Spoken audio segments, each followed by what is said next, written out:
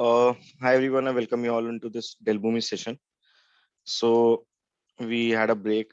I was into some medical urgency because of which we had to miss few of the sessions. But now I think things are a little better at my end. So I thought we'll resume the sessions. So if you remember in the last session, right, we started building a process, right, which was pulling the data from some file system. Yes. And what kind of data we had? Does anybody recall what kind of data we had? Was it XML, JSON, flat file, XML. XML. XML file? And which business entity? Was it accounts, employees, orders? Employees. Okay, very nice. We were reading employees data, right? And that employees data eventually we were trying to insert into a database, right? Which database we were trying to insert into? Oracle data. Oracle DB. Oracle database. Very nice, right? But it was not like a pass through. Okay, what is the meaning of pass through? Pass through means when you get something and you pass that as is to the target, that is called as a pass through interface. When you're working in the integration world, when you're talking to your customers or when you're talking to some seniors, sometimes they will mention this kind of jargon or a keyword, pass through interface. Pass through interface would mean that you have to develop a solution in in middleware or in integration wherein whatever data will come from the source, you will pass it as is, or there are very minimal transformations which are required. Then such kind of interfaces are generally called as pass through interface, right? So if you remember, we made use of few shapes, right? We definitely made use of start shape, stop shape. Can anybody recall which all other shapes we use and what for those shapes were used? Data process shape for splitting and combining the documents. Very nice. We use data process shape for splitting and combining documents. Why was there a need of splitting the documents? Because in one file we were getting many employee details. Like in the decision shape, it used to execute only the first instance. It was not checking other things. Yes. Very nice. Okay, so we were making use of a decision shape, right? And in decision shape, if you remember, we were checking the location of the employee, right? And what we identified is when there were multiple employees data in the single file, right? Decision shape behavior was to just check the first employee data and accordingly decide the flow of execution, which was incorrect, which was not as per the business requirements. That's why we had to add a data process shape, and then we added a decision shape, right? And any other shape you can recall which we made use of? Branch. Branch shape. Very nice. What does branch shape do, guys? It creates a copy of the original document Same document. To all the branches. It creates copy of the original document. Okay, how many branches we can have? Maximum is 25. 20. Very nice. What is the minimum number? 2. 2 to 25. 2 to 25. Very nice, right? So now you have to tell me, does all these branches which are part of the branch shape execute parallelly or sequentially? Sequentially. So branch shape execution is sequential. Very nice, right? Okay, any other shape you can recall which we made use of? Try-catch shape and Set property shape to Okay. rewrite the destination. Okay, first we'll talk about try-catch shape. Why do we need this shape? to capture Error process handling. level and Error document handling. level errors. Very nice. This is required for error handling, right? So what are the different types of errors we can have? Process level Document errors. errors and all errors. Yes. So there is document errors, and there is another thing called as all errors. All errors. All errors is a configuration in your try-catch shape, but actually there is another error called as process error, right? When you say all error means you want to handle both document error as well as a process level error, right? So when the process level error will happen, typically the execution of all the documents will stop. Whereas in documents error, typically it means there is a problem with a single document, but still other documents can execute, right? Okay, any other shape? Somebody was calling about set property shape. Set properties to rewrite the target location. To override the value of directory and file name. Yes. Okay, nice. Any other shape you can recall of? Process call shape. Process call Message shape. Very nice. There was another shape called as process call shape. All are, woman power is only speaking. I mean, other people, I hope you, if you're not answering, that's fine. I don't want everyone to answer, but I hope you remember all these things, right? Some of you, if you're new to this session, please go through the previous videos. You will start following up. We have not covered much. We are still like on basics things only, but yeah. So there was another shape, process call shape, right? Okay, what is the use of process call shape? To call another process. into a Call subprocesses. Yes, this is used to call one process from another process, right? So this will have two important configuration. One is wait for the process to complete and abort if the subprocess fails. This is a certification question. So what is a certification question? They'll ask you what are the two different properties we can configure for the process call shape. One is wait for the process to complete, and second is abort if the subprocess fails. So if you go back here, there was a process called shape, and can you see there are two properties: wait for the process to complete and abort if the subprocess fails, right? So we'll talk more on this. Any other shape you can recall which we made use of? message shape. Which one? Message shape. Message shape, right? So at last we use another shape also, message shape. What is the use of message shape? to generate either Dynamic. static or dynamic Static or documents. document. Yes, it is used. Actually, message shape can be used for some other purpose also, but the primary purpose of the message shape is it is used to generate some static or dynamic documents, right? And also we can transform data from one format to another. Yes, we can transform data from one format to another using message shape also. Okay, and this shape is very helpful.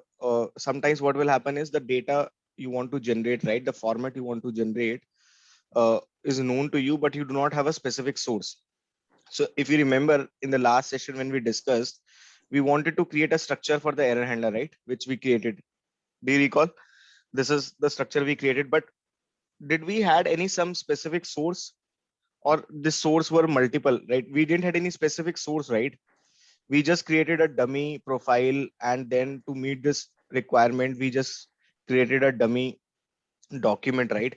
But what I'm trying to say is I need all these values to be populated, but all these values are not coming from some specific profile, right? Or these are not coming from some specific source.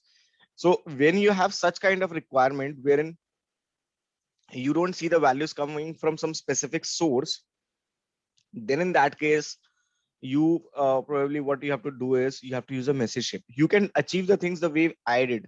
You remember we were able to achieve this. We were able to do the mapping. There was no error as such, but this may not be the best way to do it. Whenever you want a target format, you know the target format, but about the source, you might feel that there are things which will get from n number of places, right? Or you do not have a specific source profile from where I can get all that data. So in that case, you can use message shape to do the transformation instead of using a map shape, right? But then this was also another way we did, right? So if you recall, we deliberately threw an error. How we threw an error? We just modified the username, right? So let me run once again so that we all are on the same page. We run test atom run test.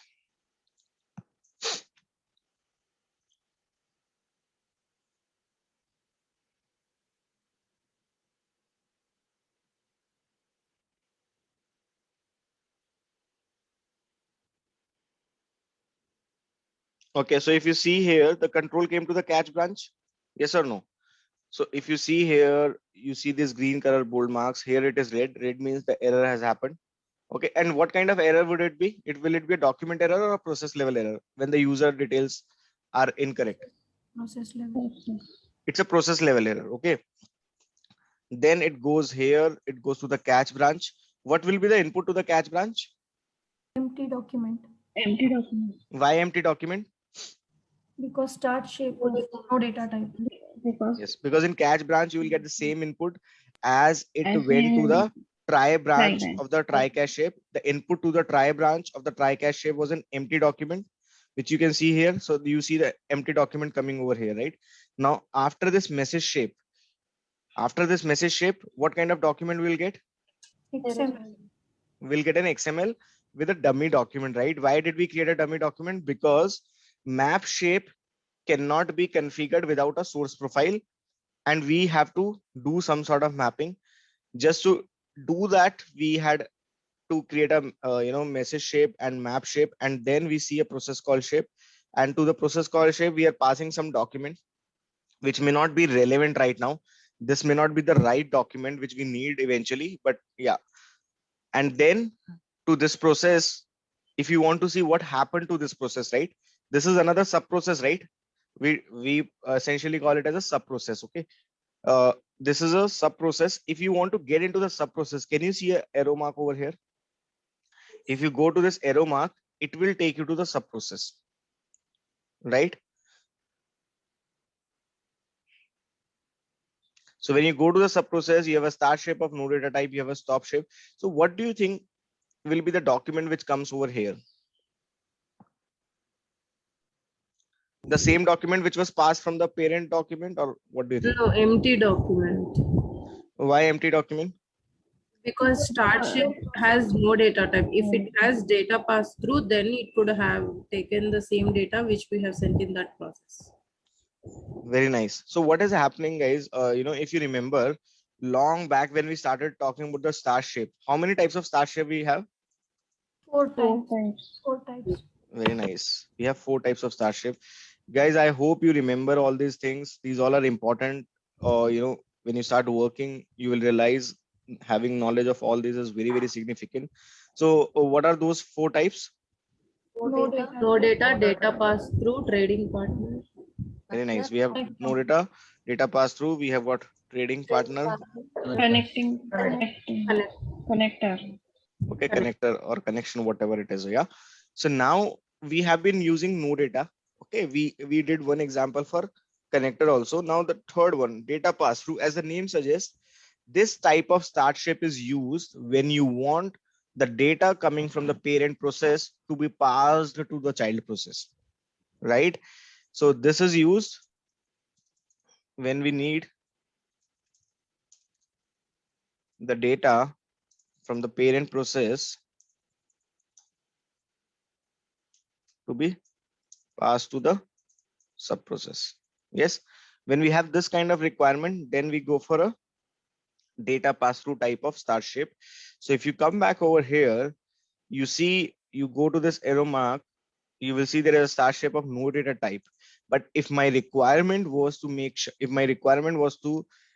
that the data which is generated over here should be passed to the child process, then in that case, I should have changed my configuration, and my configuration here should not have been star shape of no data type, but it should have been star shape of data pass through type, right? And the moment I make star shape of data pass through type, it is telling for processing starting with the data pass through, we recommend that you disable capture run dates. Okay, so I will say make the recommended changes for me. Some of you might be curious to know what does this mean, capture run dates. We'll come back to that. We'll save and close for the timing. We'll save. We'll run a test once again.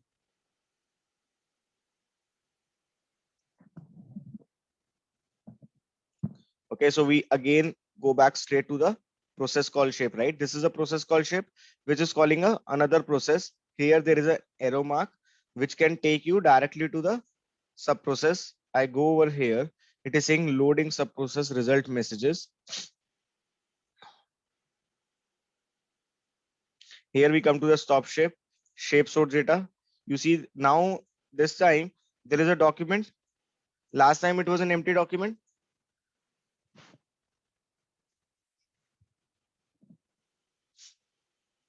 And what type of document it is? It is a same document which was passed from the parent one, right? So now I hope you understand that if at all we need to pass the data back to the calling process or the child process, sorry, then you have to choose a star shape of which type? Star shape of Data pass through. data pass through type, right? So I hope we are clear with this. Now, if you go here, there are two properties: wait for the process to complete, abort if the subprocess fails, right? So now, do you see this checkbox got disabled? Yes or no? This checkbox got disabled. If you go to the information, right?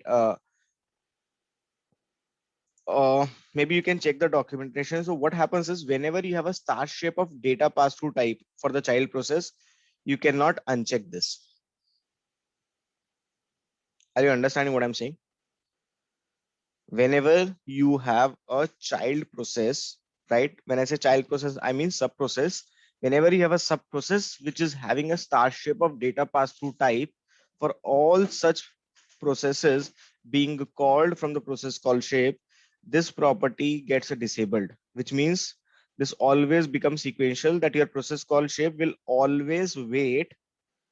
Process call shape will always wait for the child process to complete, provided that the star shape in the child process was of data pass through type. So let me show you once again. I go back here, I change star shape of no data type, save and close. You come back here. Do you see this property gets enabled again? Yes or no? So now you can uncheck it. Yeah. But now I go back. I will make it of data pass through type, save and close. Come back over here. Do you see this property got disabled? Yes. So this is again important interview question which might be asked to you, that what is the significance of these properties, right? Any questions here so far from anyone? Sumit, here if we didn't use the data pass through, so what is the functionality of that wait for process to complete? If it is not disabled, like if we haven't used data pass through in some Okay, so process. then in that case, what does it mean is, it means, let's say here we have a branch shape. Okay, let's assume that.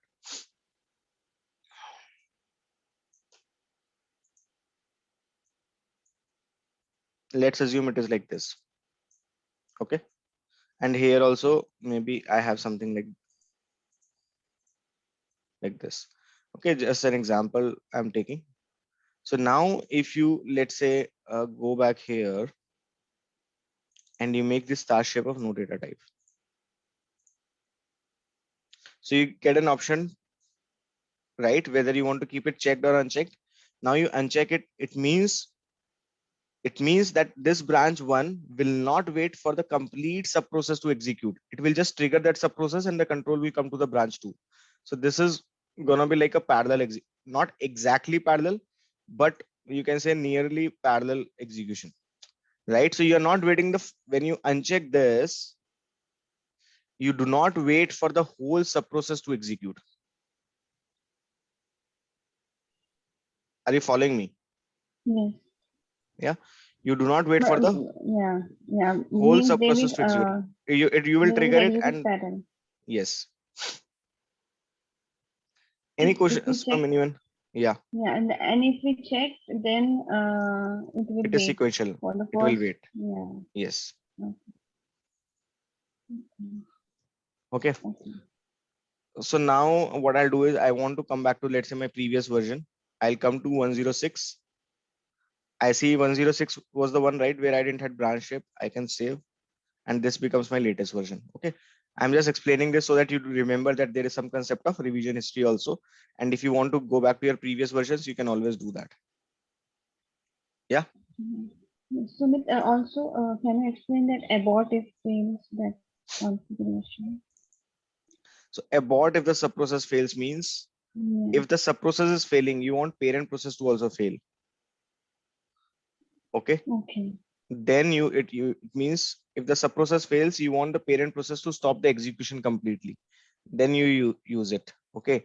If you Okay. want, Okay. if the subprocess fails, but still my rest of the execution should go on, right? Then you can uncheck this. Okay. So now let's move on, guys. We have to talk about some important properties. So eventually what we want to do is in the error handler, we need all these things. Okay. So one way of passing this whole information is using a map shape, right? Which is right over here in front of you. And other way, what I'm saying is we could achieve this whole example without using a map shape also. This shape could be used. We could use a message shape also, right? Because I told you message shape can also be used to achieve the transformations. So we'll understand this right now. Since we have a map shape, first let's go ahead with the map shape so that you understand how it works. This is very, very important. So now in the error details, first thing is you need is the process name. Yes, first thing you need is the process name. How do you get the process name?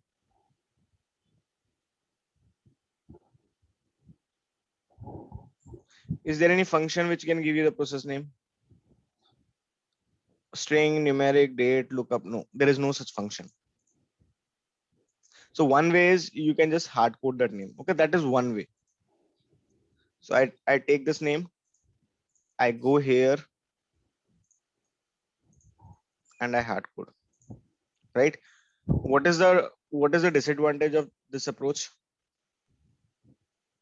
We cannot change its name at one time. Yes, so if your process name gets changed, right, and if you forget to change this, then this will It's create not a dynamic. discrepancy. Yeah, this is not dynamic, or this is kind of this is Coding. actually supposed to be avoided. Okay, this kind of approach is ideally not recommended.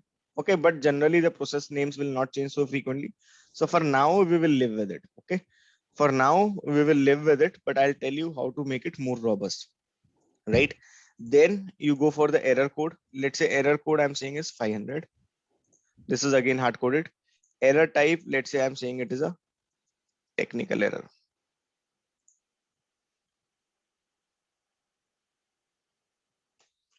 Okay, now error message. This is very, very important, guys. How do you get the error message? Now, when the control came to the catch branch, could we see the error message anywhere? We could see an empty document, right? Could we see the error coming to the catch branch? No. No, right? We could not see the error coming to the catch branch. Now the errors by default are stored in a document property. So if you go here, there are some functions. Can you see there are some functions related to properties? And there is a function get document property. And when you go to get document property, if you remember, I told there are different types of document property. One is related to connector, another is trading partner information, and there is one more which is metadata. And in the metadata, is there any property which you feel is related to the error handling? Try catch message. I catch message. Try catch message. Very nice. Okay. So what I can do is I can go and this try catch message property will hold your error details. Okay. So you can just map this try catch message also, right? Now the next thing is about the error date time. So you have to get the current date time. So you go here. Do you see any functions related to the date? Yes. So now I'm saying I want the current date, and that current date I will map over here. Yes. Now how about the request payload? So these are reserved fields, right? Reserved fields right now I'm just mapping this dummy thing. That's fine for now. Okay. But can anybody tell me what about this request payload and execution ID? Now this is very, very important. Now you tell me at what point in time in this process will I get my request payload? After disconnector, Okay, Wherever error, you need to no. get the current data in message. okay, my question is, at what point in time do you have the actual data which is required to be processed in this whole process? After disconnector, right? Hmm. Isn't it? See, once you read the data, then only you will have the actual payload, right? Isn't it? So now what I want is, I need a mechanism wherein I can store the data which is coming out of this disconnector. Okay. I need a mechanism which helps me to store the data that is coming out of the disconnector. Okay. So whenever I want to store something, right? Whenever I want to store some values temporarily, what kind of mechanism do we use in any programming language? Let's say you are writing some logic, right? And you want to store some data temporarily. What mechanisms do we have in any programming language? Come again? Variables. We use variables. Very nice. Dynamic. We use variables, isn't it?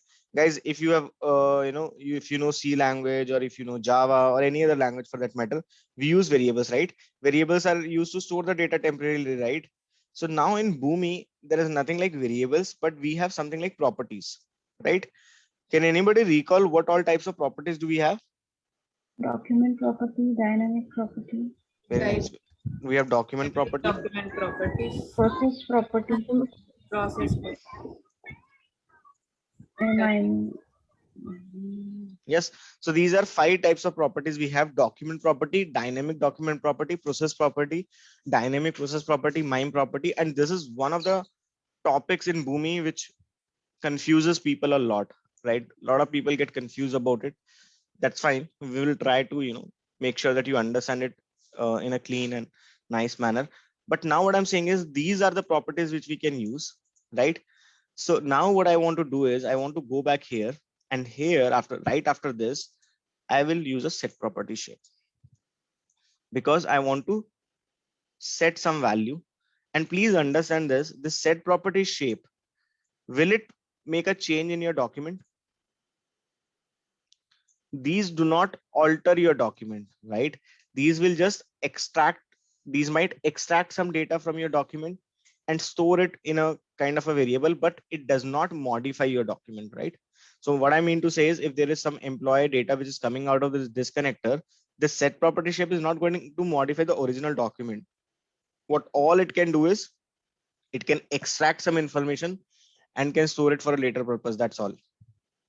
So I go to the set property shape. So there are options like properties to set.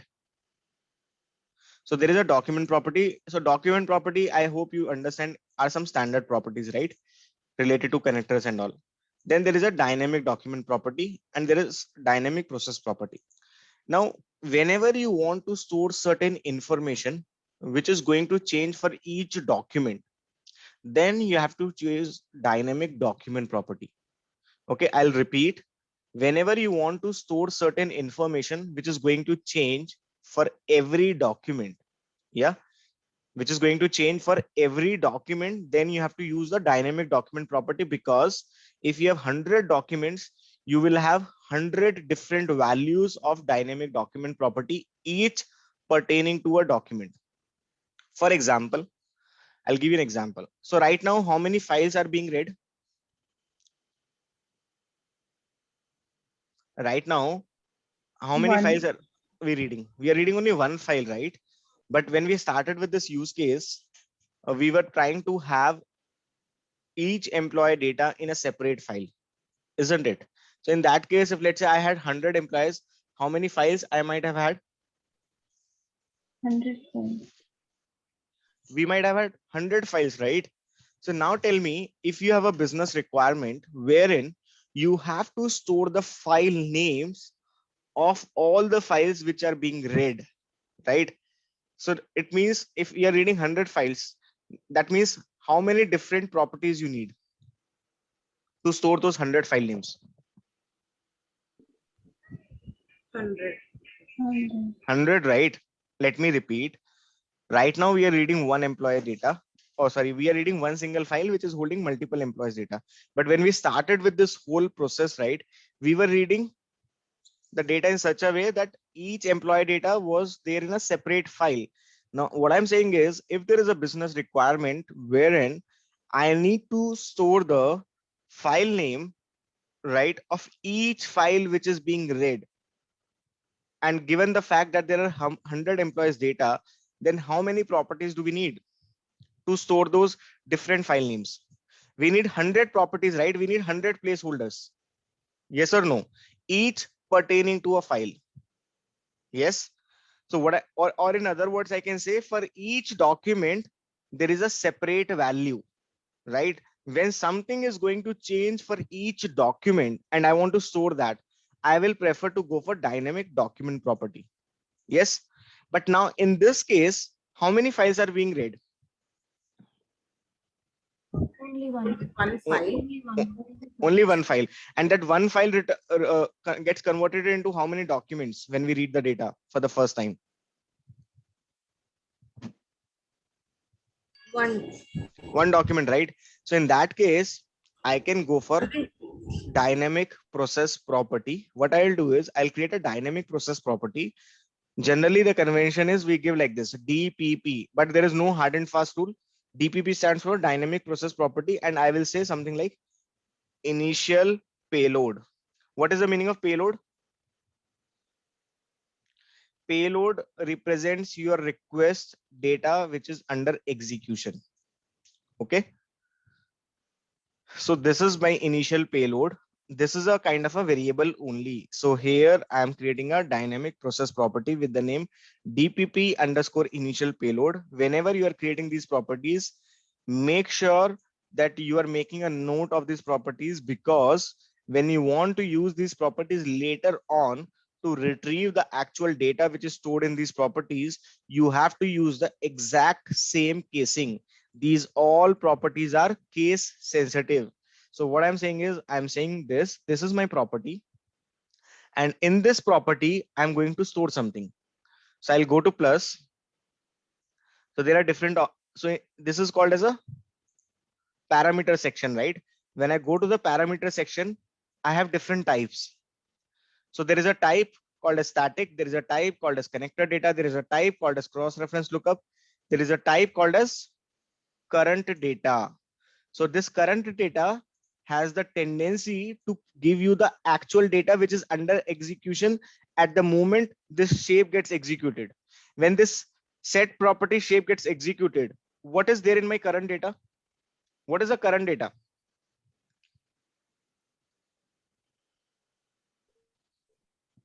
Request payload. This is nothing but request payload, right? And that request payload, I'm storing it in a property. Why I'm doing that? So that I can retrieve it later on. So that I can retrieve the request payload later on using this property. I will repeat.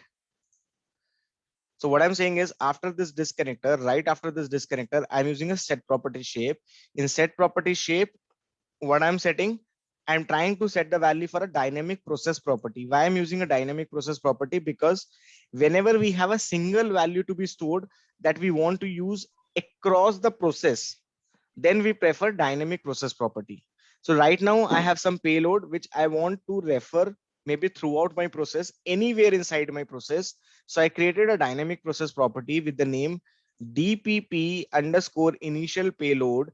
And in this, I'm storing a parameter, and that parameter is which one? Current data. So this parameter will give you the actual payload, and that payload will be stored in the DPP. And what is the name of the DPP? DPP underscore initial payload. So if let's say something gets wrong, right? Something errors out.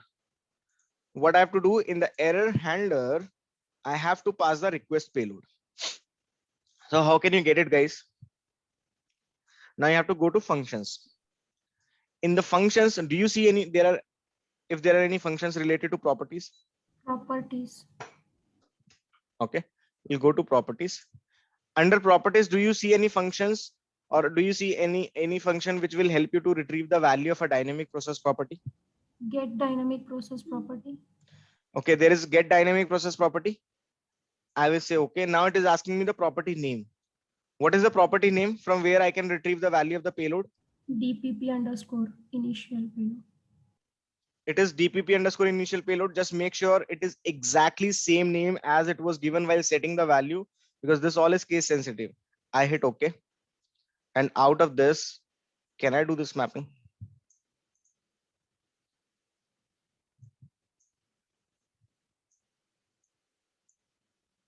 Are you guys following so far? So, I have one question. In that get document property, there was one field like default value. So, if we have given some value in that, then that the value will be overridden by that. No, default value will come into picture when typically your dynamic process property is empty. Okay. Okay. So now the next thing is execution ID. What is execution ID, guys?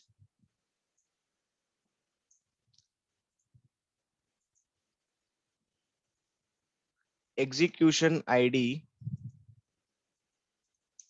is the unique identifier for each execution of BOOMI, for each execution of BOOMI process, right? Using this ID, we can track the complete flow of execution. Using this ID, we can track the complete flow of execution. This is very, very important. Okay. And again, a very important note, this might be asked in the interviews. We should always capture the execution ID right after the start of the process. Note, a very, very important note, very, very few people are aware about it.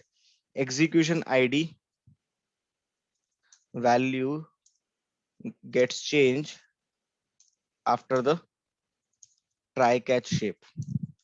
Okay. So the parent execution ID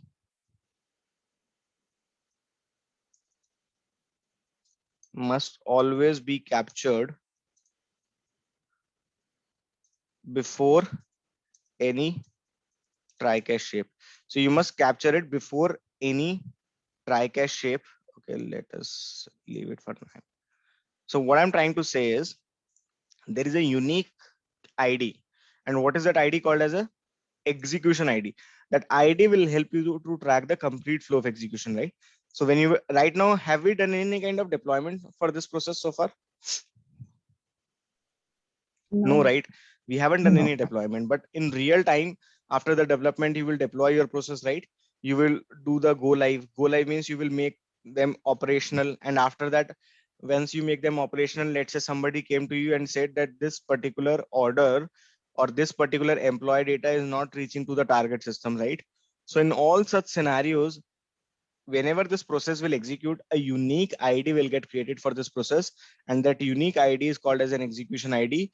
Using that execution ID, you can track your complete flow of execution.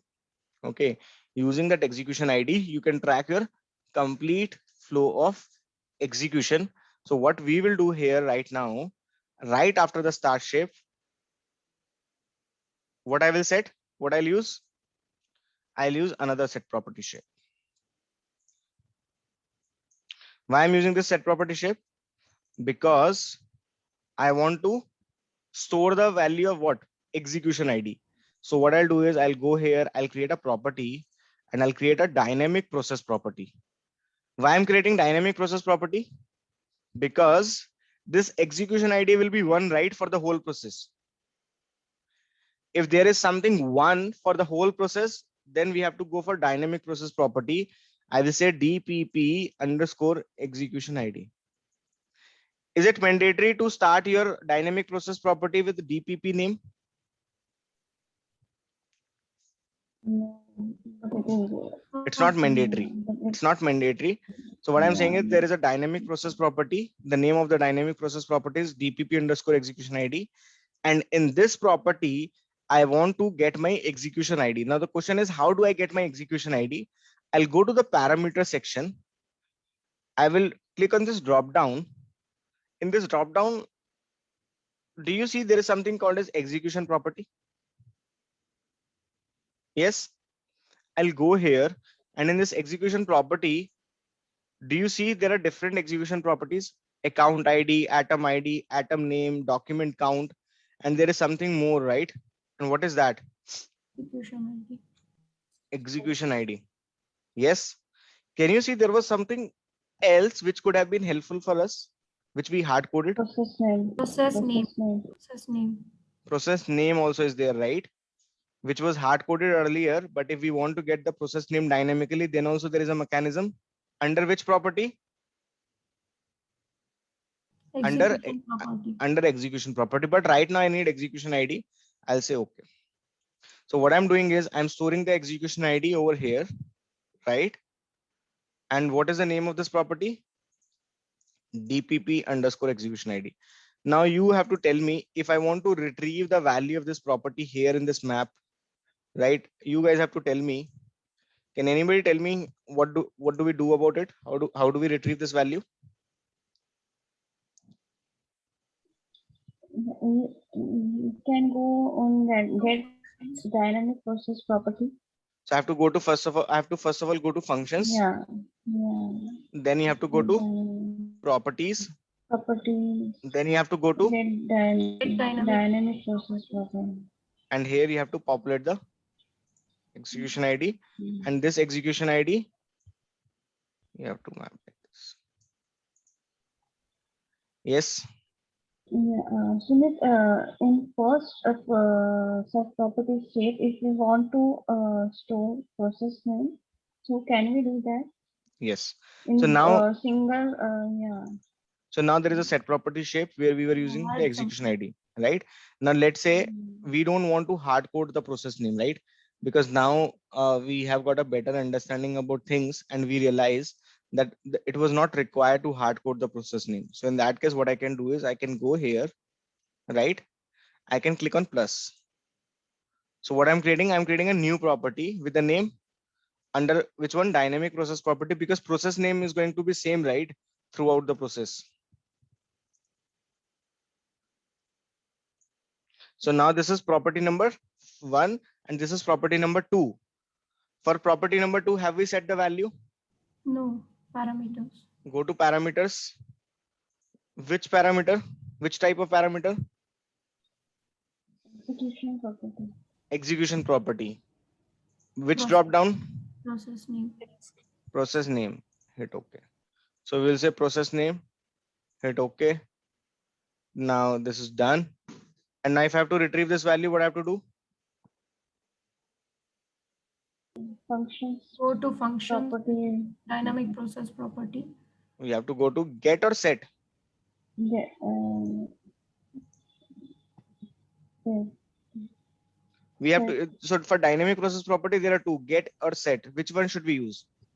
It, We have to use get because we have to retrieve the value, right? Set means setting the value. So we have to retrieve the value. So we'll use get. And here I will give the same name. Yes. And now what I'll do this mapping. So do we need some default value now? No. Oh, We don't need. So I can go and I can remove it. So these kind of things you will do very, very frequently when you're working. So now what we'll do is before we go ahead, we'll do a quick test, right? To see if things are working as expected or we are doing something wrong.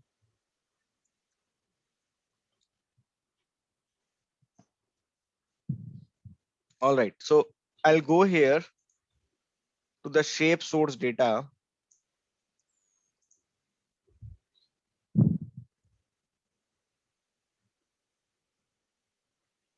Okay, so here we have some data, or maybe you can see like this.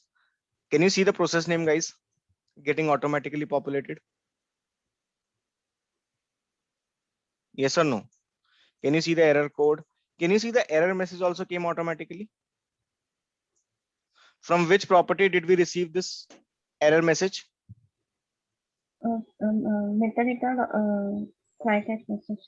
Very nice. So there is a document Right. property under under the document property, there is some section called as metadata, where we have a property called as try catch message.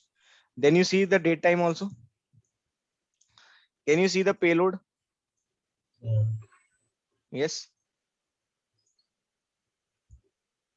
Then can you see a unique ID, execution ID?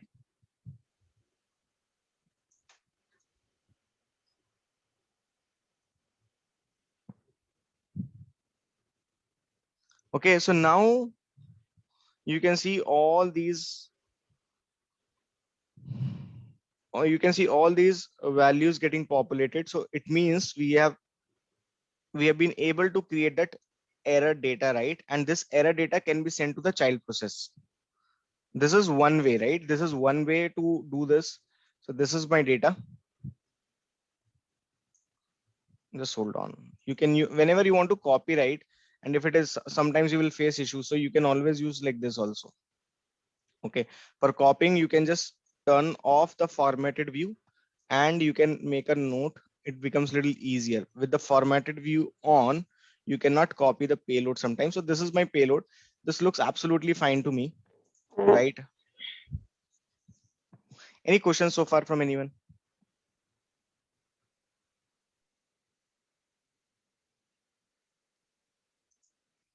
All right.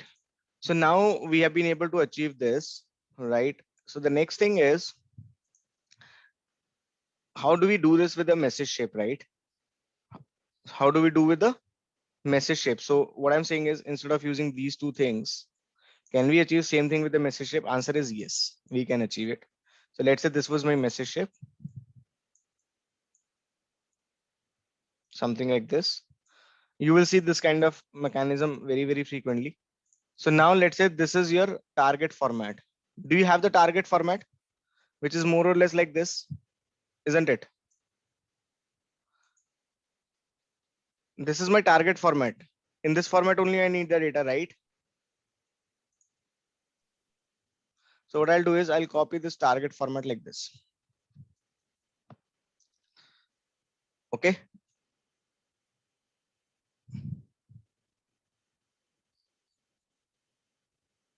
So now in this one, so this, when I write like this is kind of a static document, right?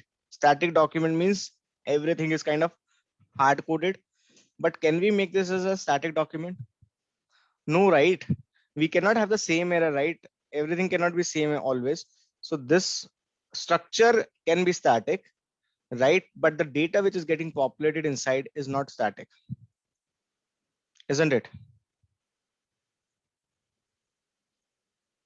So what I'm going to do is I'm going to get rid of this whole data which got populated. I'm just going to utilize the structure. That's all. This is my target format structure.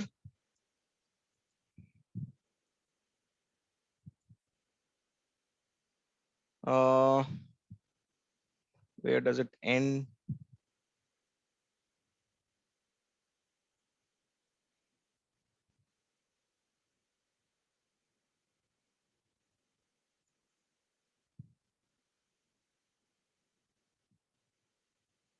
Okay, let's assume it looks like this. Okay, or maybe we may have some more reserved fields, or we may not have the reserved fields for the timing. This is how it looks. Any questions so far from anyone?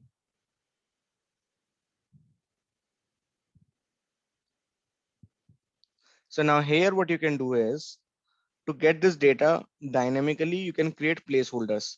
Curly braces 1, curly braces close. Okay, so it is not necessary it has to start from 1. It can be 2 also, but generally you have to go in an order: 1, then 2, then 3, then 4, then 5, 6, and 7. So what does that mean? So you are creating placeholder 1, 2, 3, 4, 5, 6, 7, and these values have to be replaced. Okay, you cannot use any other braces. You have to use curly braces only. If you remember, or if you just observe it properly, can you see there are curly braces, one example, and all that stuff? Yes. So now for this process name, you want a value, right? So what I can do is, have I stored the value for that process name in some property? Yes or no? I'll come back to this, and for one, I'll create a placeholder here. And what I'll do, I'll say, I want to get the value from where? Dynamic process property and DP. Are you understanding what I'm saying? So this one will be replaced by this one. I'm saying the process name value should be retrieved from a dynamic process property, and the dynamic process property name is DPP underscore process name. Second thing is error code. Error code, let's say, is hard coded to 500. So I'll say static. So now this 2 will be replaced by this 2. Let's say I write 2 over here and 1 over here. Can anybody tell me what is going to happen?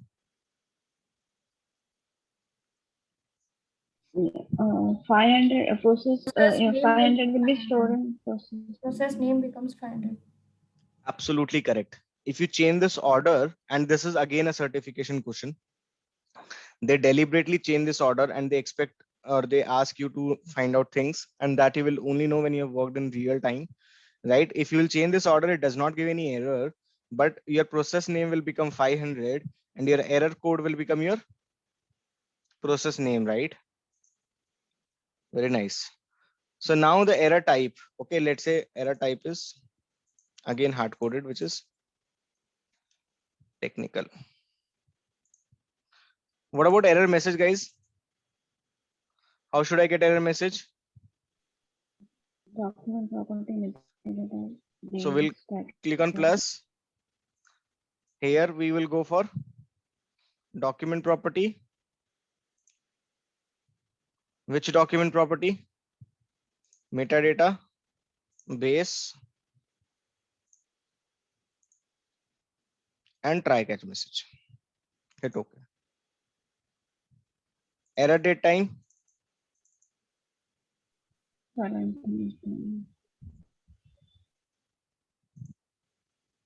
So you have different formats over here, right? So let's say I feel this is a better one. For XML, actually, this is the right format. Okay. Request payload, from where we can get? Bluetooth initial payload. Come again.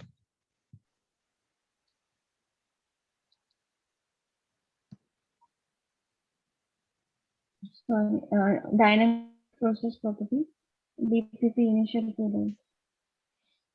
Okay, so we have a dynamic process property with the name initial payload, which is over here. I'll go here.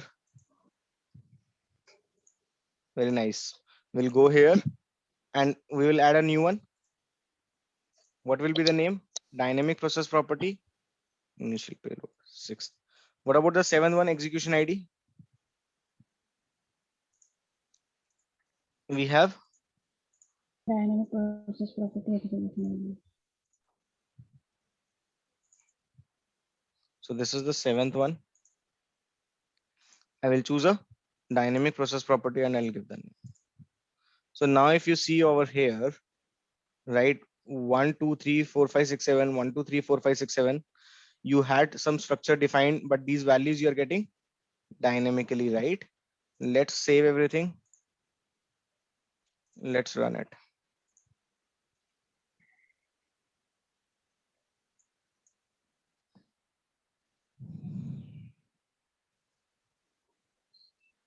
So we'll come over here, right, to the process called shape. We'll see shape source data. We'll see the document. Okay. So now if you see this, there is a request payload, and within this request payload, this whole data is there, right? So whenever you have some kind of XML, right? So this is, so the under this request payload, there is some XML, isn't it? Yes. This whole data which I'm highlighting, is it like an XML or not? This is your employees data, right? Yes. Now this is like you have one XML and within that you have another XML, isn't it? See, you just observe it. Process name getting populated properly, error code, error message, this all is fine. Error date time is also fine, right? Even if you see the execution ID is fine. Only focus on the request payload. If you see the request payload, when I use that map function, right, we were getting something like ampersand LT and all that stuff, right? So it automatically converted into a string, right? But now here this is coming as a pure XML. Right now it is not giving error, but if you will process it further, it will start giving an error. Okay, what error it will give? It will give an error that this cannot be parsed because you cannot have XML inside XML, right? So this is kind of not right way. So whenever you have such kind of scenarios, it is generally recommended to use something called as C data. Is anybody aware what is C data?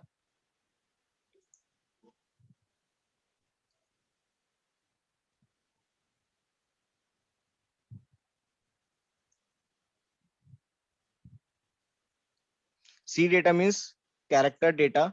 So whatever comes inside this, that is not parsed by the, or that is considered as a string by the XML parser.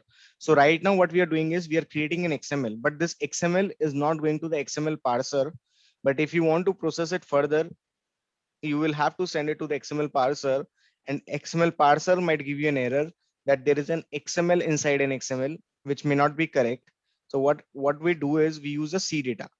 By using the C data, what happens is whatever is there inside the C data, right, that is ignored by the parser. Okay, parser is not going to parse this part. Okay, when parser is not going to parse this part, then we will not get any error.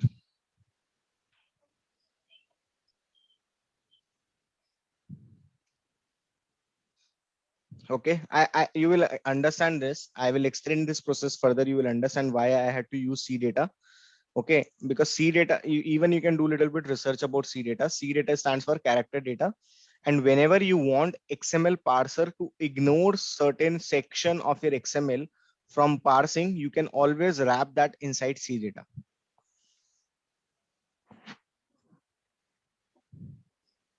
Any questions about this? How to retrieve execution ID? How to get the process name?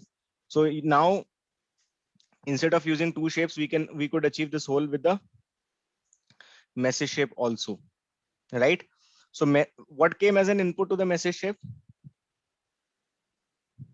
Empty document. Empty No, document. yeah. Yeah, it's an empty document, right? But and it could produce a different document, which is nothing but a XML document, right?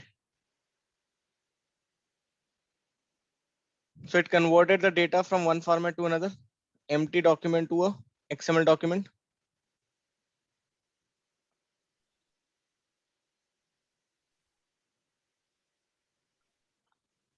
So we'll continue this. We'll go to the error handling. Okay, we'll try to do integrations with ServiceNow. We'll try to send emails, and we'll see how this will look. And you will understand why I have kept that into C data. But that's fine. I hope for the timing you understand what is data pass through, what is set properties. You see, we are using set properties so frequently now, right? What is execution ID? How do we retrieve the value? How do we retrieve the error message? Right? And it will take you some time. We'll do these kind of exercises, very frequently, so that you get accustomed or you get familiarized with all these process. So we'll take a pause over here, guys. We'll continue tomorrow. Any questions from anyone?